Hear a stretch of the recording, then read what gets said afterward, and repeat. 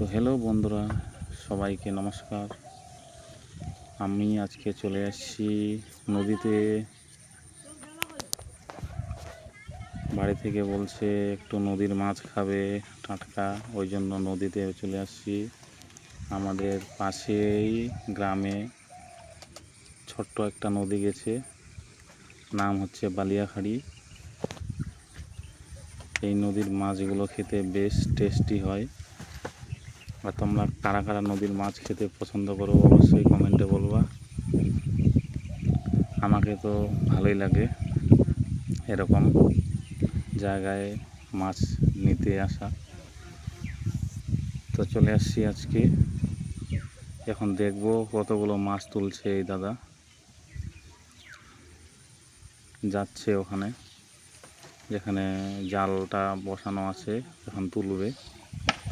এই যে দড়ি ওরা মাপ করে বোতল মানে বেঁধে রেখেছে, বোতলটা ভেসে থাকছে, ওখানে টান দিলেই দড়ি চলে আসছে।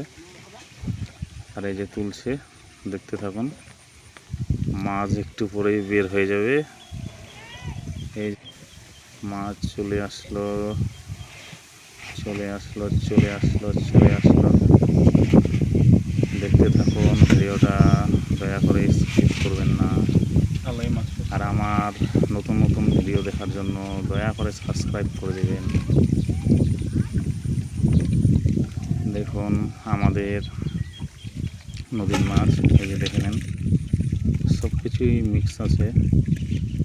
ষাটি, চপড়া, গুছির বাচ্চা, মায়ার বাচ্চা, অনেক কিছুই আছে।